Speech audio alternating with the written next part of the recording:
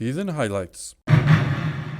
Welcome to this episode of the Comical Heathen, a new feature we've started recently called Heathen Highlights. This is where I, your host, Dr. Jerry Jaffe, the world's most highly educated stand-up comedian, and the Comical Heathen, share with you some of our favorite clips over the past 2 seasons. Today's Heathen Highlight is a little different from the few we've done so far, because this is actually an outtake from an episode that was not published. I did a season 2 episode with author Ben Radford, and we discussed the supposed rise in ghost sightings during the pandemic. During that conversation, we fell into a digression which got cut out of the published episode when I started asking him whether or not his background as a professional ghost buster, ghost investigator, paranormal investigator, affected his ability to enjoy horror movies. And so Ben and myself, and I had a guest co-host that episode, Aaron Kozbial, all spent a few minutes suddenly talking about our favorite horror movies and what we like in film. And I really wanted to share this part of the conversation with you, even though it didn't make it into the proper episode.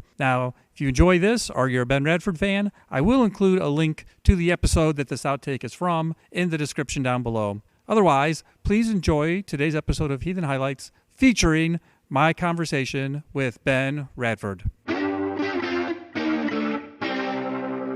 As a folklorist who studies these stories, do you get any joy out of the Halloween season? Joy? Are you like the, because you're like the Wizard of Oz, you know what's going on. You behind like the curtain. candy.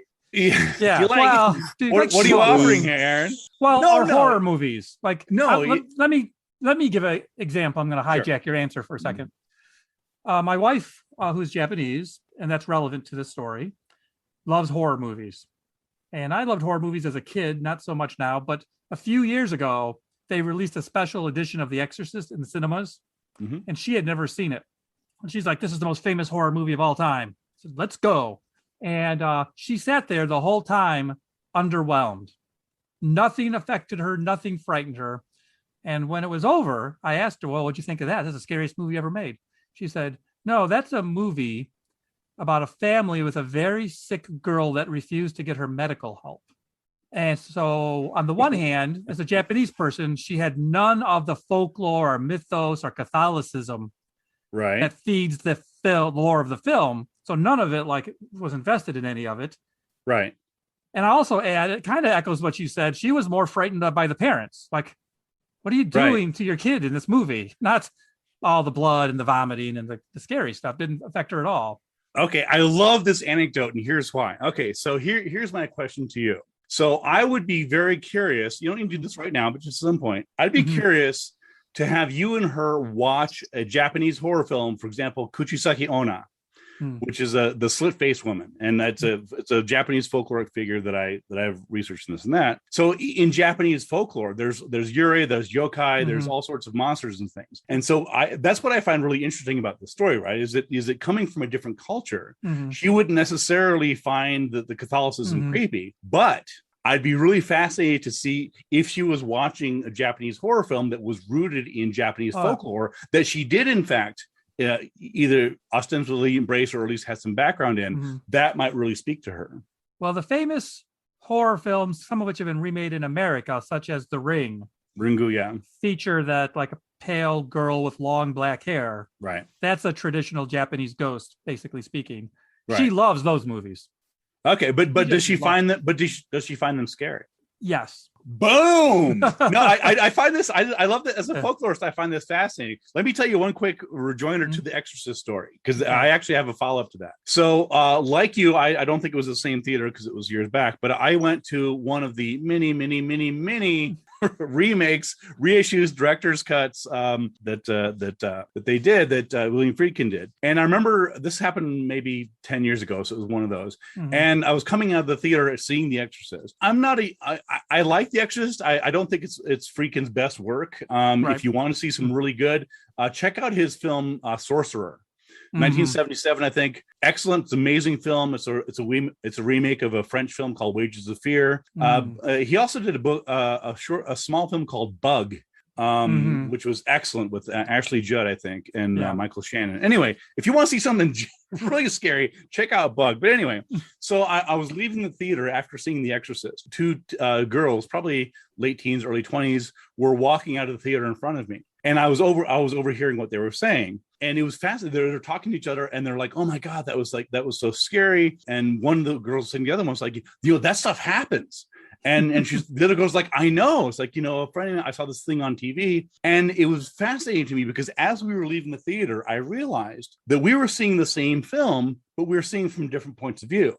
So I was seeing the film as it's based on the William Peter Blatty novel, this and that, and all this sort of, and the Ouija board. And as a folklorist, investigator, I'm seeing all the components here. I happen to know a lot about the alleged true story behind The Exorcist and all this, but the girls in front of me, if you talk to them, and I didn't because I didn't want to be that creepy. To them, it was a fictional depiction with actors and scripts and lights and things like that, but of things that really happened. In their mind, it's like, well, yeah, this is a movie, but this really happened. This is a fictional depiction of things that really happened. Whereas I was not coming to it from that point of view at all. I was like, this is a fictional depiction of something that doesn't really happen. Oftentimes, when we experience something like a film, we assume that other people share our interpretation. Right. And that's not really necessarily the case. And finally, you did answer my original question, because what I was getting at was whether or not horror stories are different for you as a folklorist who's studying them. It is a kind of a shame because, I do like horror films and I've always, the horror films that I really like are psychological thrillers like Jacob's Ladder or Frailty. All right. Well, let's do this real quick because we're all nerds here. Favorite horror film of all time? Aaron, go.